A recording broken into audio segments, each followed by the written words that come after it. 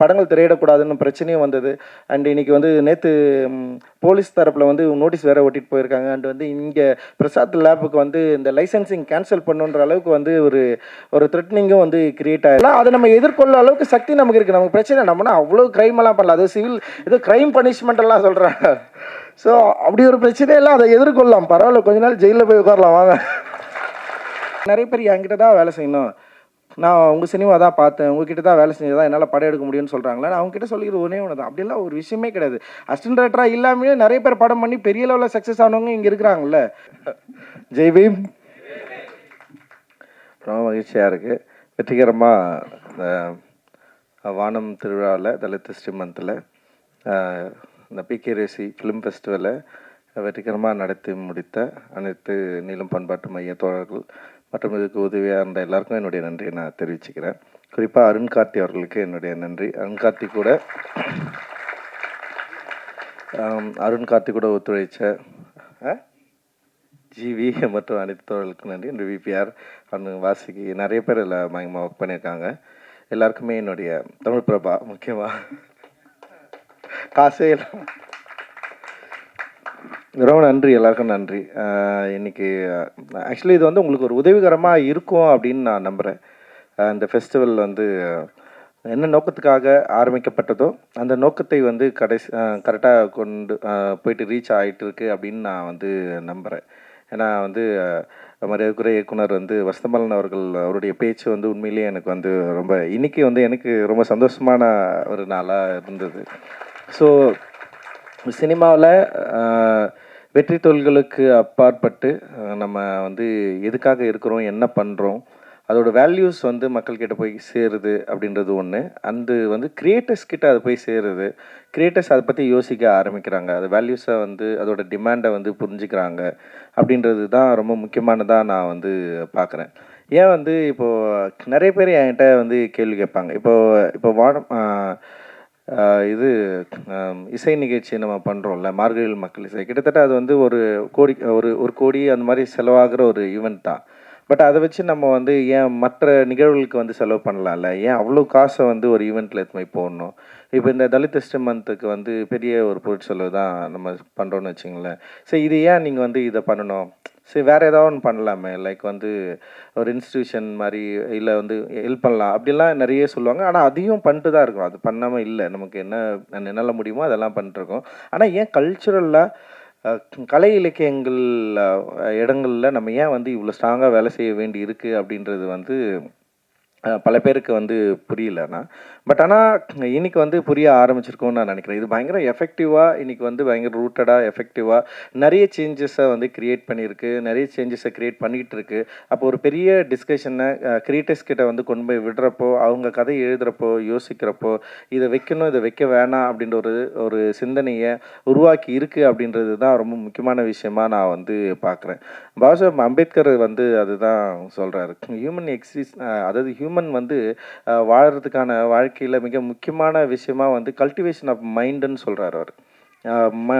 நம்முடைய மனத்தடையை நம்முடைய மூளையில் உருவாக்கி வச்சிருக்கிற மரபு வழியாக சொல்லப்பட்டிருக்கிற வழியாக சொல்லப்பட்டிருக்கிற கதைகளை வந்து கல்டிவேட் பண்ணுறது இருக்குல்ல, அது வந்து ரொம்ப ரொம்ப முக்கியமானது. அதுதான் ஒரு மனிதன் உயிர்ப்போடு இருப்பதற்கான ஒரு நிலை அப்படின்னு அவர் சொல்கிறார். ஒரு மனிதன் உயிர்ப்போடு இருக்கணும் அப்படின்னா, அப்போ நான் வந்து உயிர்ப்போடு இருக்கிறேன், நான் அலைவாக இருக்கிறேன் அப்படின்றத வந்து எனக்கு வந்து பாபாசாஹேப் அம்பேத்கர் தான் வந்து எனக்கு வந்து உணர்த்தினார். நீ அலைவாக இருக்கிற அப்படின்னா அந்த அலைவ்னஸ் எதில் இருக்குது?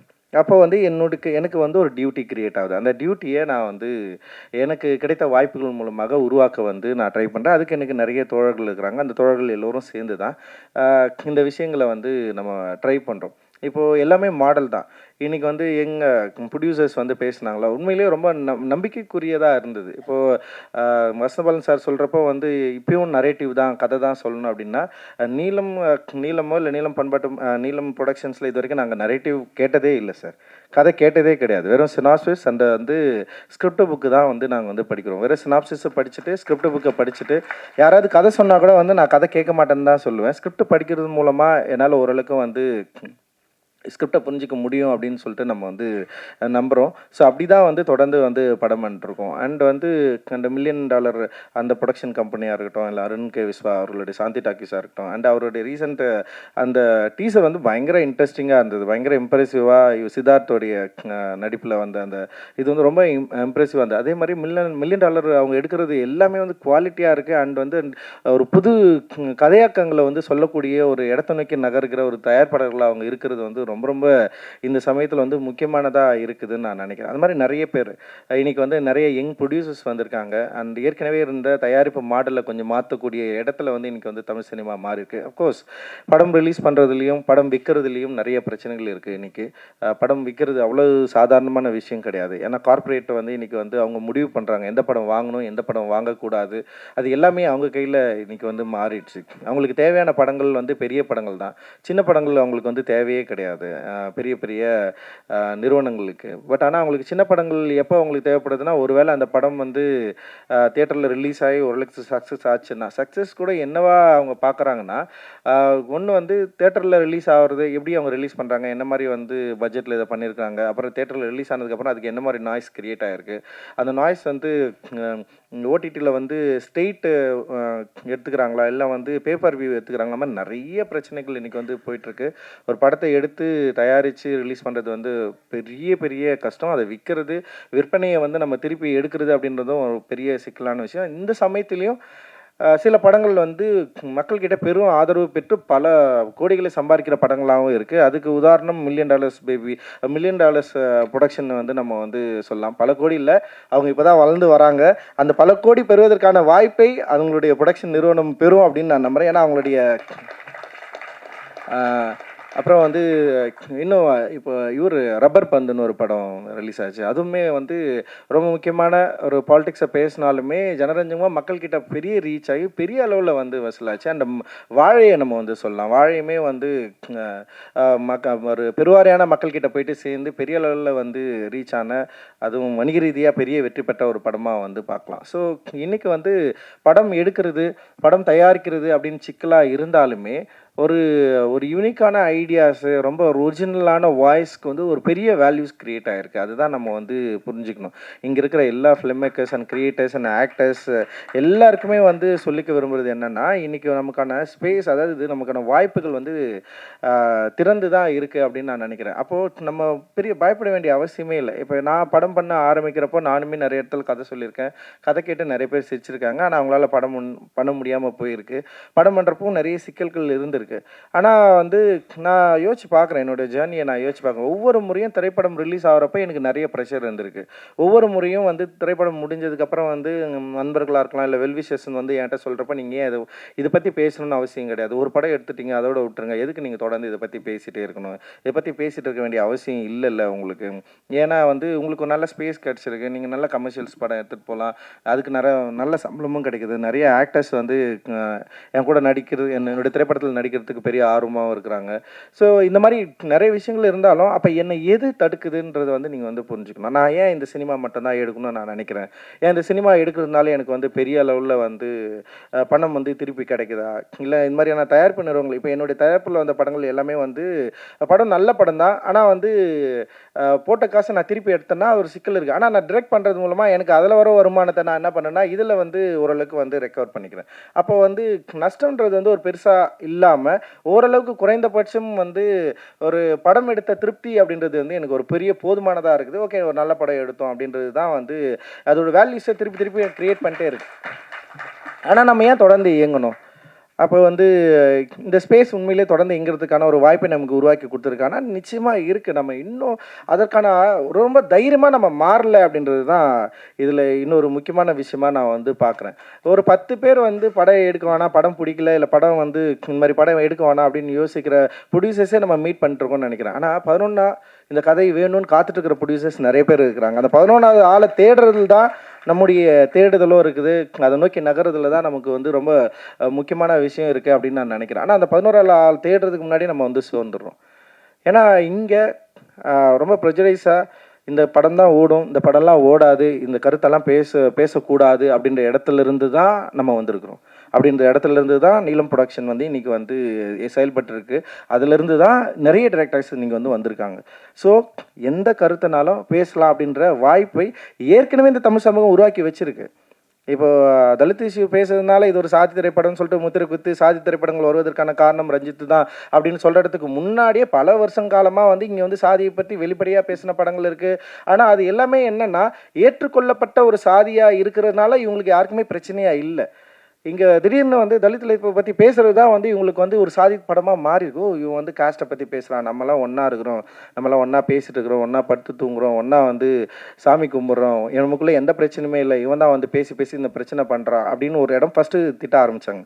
அதுக்கப்புறம் என்ன பண்ணிட்டாங்கன்னா வந்து இவன் ஜாதி பேரை சொல்லி சம்பாதிக்க ஆரம்பிச்சிட்டான் அப்படின்னு. ஃபஸ்ட்டு வந்து எப்படின்னா இது மாதிரி படமே எடுக்கக்கூடாதுன்னு சொல்கிறாங்க. இந்த மாதிரி படம் எடுக்கிறதுக்கான வாய்ப்பே இல்லாமல் இருந்தது. ஓகே, அந்த மாதிரி படம் எடுத்து ஜெயிக்கிறோம்.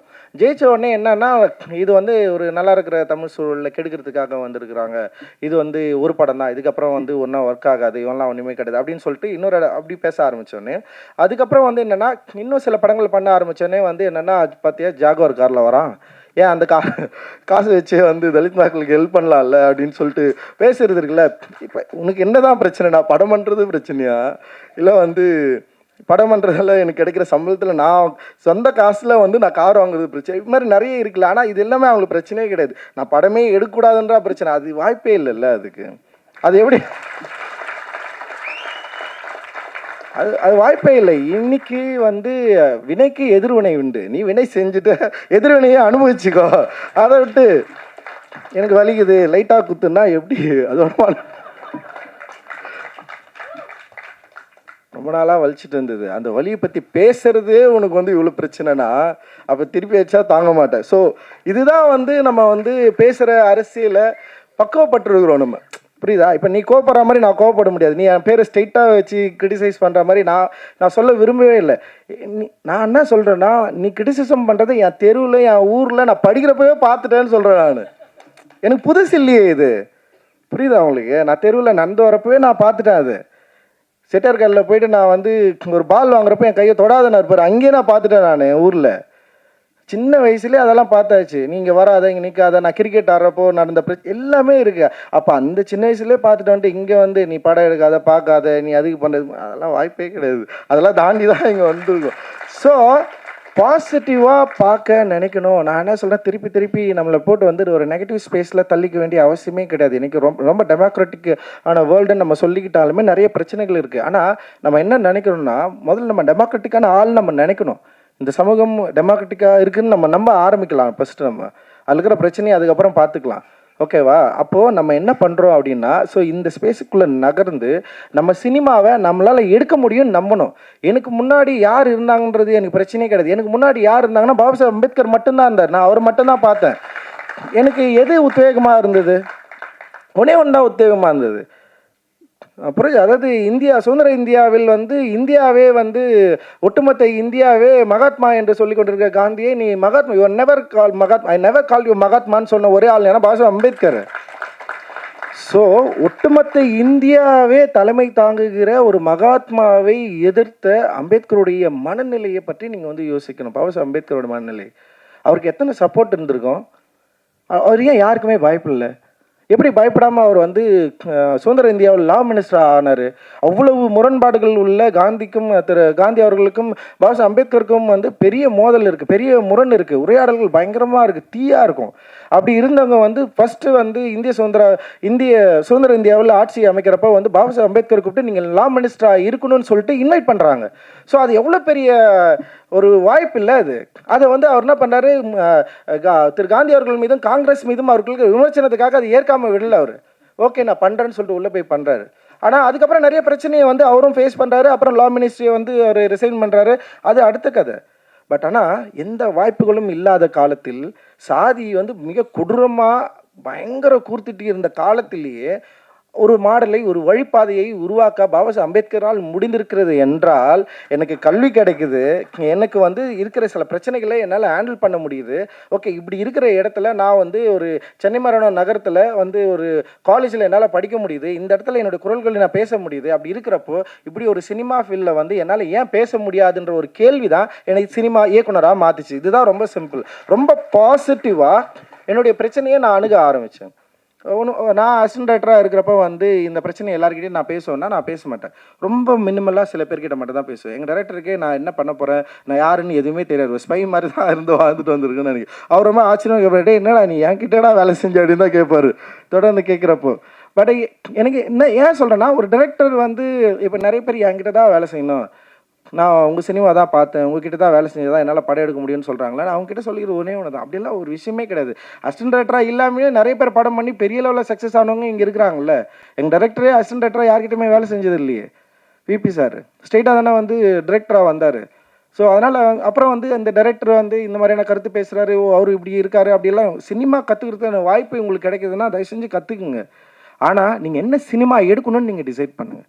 அந்த சினிமா எடுப்பதற்கான வாய்ப்பு உங்களுக்கு இருக்குன்னு நீங்கள் நம்புங்க. முதல்ல இந்த படம் ஓடும். நீங்கள் எழுதுகிற கருத்து, நீங்கள் எழுதுகிற யோசிக்கிற சிந்தனை, அந்த சிந்தனை டெஃபினட்டாக வந்து உங்களால் சினிமா ஆக்க முடியும்னா நீங்கள் அதை ரொம்ப பாசிட்டிவாக நம்புங்க.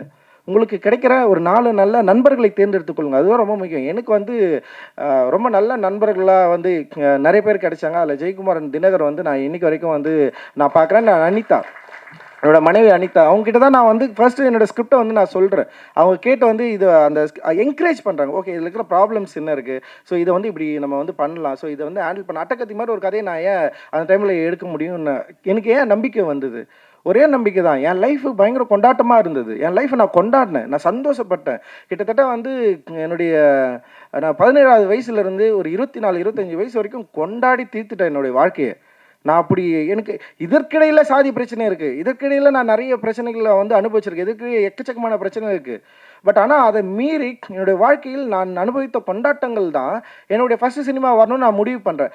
ஏன் என்னுடைய கொண்டாட்டம் ஃபஸ்ட்டு சினிமா வரணும்னு நான் முடிவு பண்ணேன்னா, ஈஸியாக ஆடியன்ஸை கனெக்ட் பண்ணணும். ஆக்சுவலி அது ஒரு கேம், அது ஒரு ட்ராப் தான். அது நான் ஒரு ட்ராப் பண்ண ட்ரை பண்ணுறேன். நான் ஒரு சினிமா எடுக்கிறேன், நான் ஒரு சினிமா செகண்ட் தான் எடுக்க போகிறேன். மெட்ராஸ்னு ஒரு படம் அதுக்கப்புறம் எடுக்க போகிறேன். அதுக்கப்புறம் என்னென்ன வேறு ஒரு சம்பவம்லாம் ஓகே அப்படின்னு சொல்லிட்டு முடிவு பண்ணியாச்சு. அப்போது அதுக்கு முன்னாடி ஃபஸ்ட்டு இங்கே இந்த லாங்குவேஜை புரிஞ்சிக்கக்கூடிய ஆடியன்ஸ் இருக்கிறாங்களான்னா, இருக்கிறாங்களா இல்லையான்னு தெரியாது. ஆனால் ஆடியன்ஸ் நல்ல படங்களில் அவங்களுக்கு சுவாரஸ்யமான ஒரு திரைப்படங்கள் கொடுத்தா அவங்க டெஃபினட்டாக லைக் அவங்க வந்து விரும்புவாங்க. ஆனால் அந்த படத்துக்கான தயாரிப்பாளர் கிடைப்பாங்களா, இதுதான் ரொம்ப முக்கியமான கேள்வியாக இருந்தது. ஆனால் மெயின் ஸ்ட்ரீம் ப்ரொடியூசர்ஸ் யாருமே அதுக்கு ஒத்துக்கல. நான் சொன்ன கதையை வந்து யாருமே, ஆனால் இது ஒரு காமெடி ஃபிலிம் தான். பட் ஆனால் வந்து நான் ஒரு புதுமுகங்களை வச்சு தான் போகணுன்னு ட்ரை பண்ணேன். எனக்கு தெரிஞ்ச ப்ரொடியூசர்ஸ் கூட நிறைய பேர் இதை பற்றி பயந்தாங்க. அண்ட் சிவி குமார் வந்து புதுசாக உள்ளே வந்தார். அவருக்கு வந்து இதை பற்றி எதுவுமே தெரியாதனால, அண்ட் சினிமா பிஸ்னஸ் அது மாதிரி எந்த எதுவுமே தெரியாது அவருக்கு. அவருக்கு ஒரு ஆசை படம் பண்ணணுன்னு சொல்லிட்டு ஓகே, அவர் வந்து என்னை நம்பினார். நான் அவர் நம்பிக்கையே வீண் பண்ணல. இது மட்டும்தான் ஒரே கோல் அவருக்கும் எனக்கு இருந்தது. மற்றபடி வந்து அவர் என்னுடைய அரசியலை விரும்புகிறாரா அப்படின்றதுல நிறைய டிஃப்ரெண்ட் ஆஃப் ஒப்பீனியன் இருந்தது. படம் ரிலீஸ் வரைக்கும் எனக்கு அவருக்கும் நிறைய பிரச்சனைகள் இருந்தது இந்த அரசியல் நிலைப்பாடு மீது. ஆனால் அவருக்கு இந்த படம் என்னவா இருக்கணும்னு அவர் விருப்பப்பட்டாரோ அப்படி இருந்தது. எனக்கு அவர் ஒரு தயாரிப்பாளர் என்னை நம்பி படம் போடுறாரு, அவரை வந்து நம்ம எந்த வகையிலையும் கைவிட்டக்கூடாதுன்னு நான் நம்பினேன். அண்ட் என் ஒர்க் மேலே நான் ரொம்ப சின்சியராக இருந்தேன், ரொம்ப நேர்மையாக இருந்தேன். அண்ட் வந்து அந்த திரைப்படம் வெற்றி அடையும் நான் நம்பினேன். காரணம் அது சரி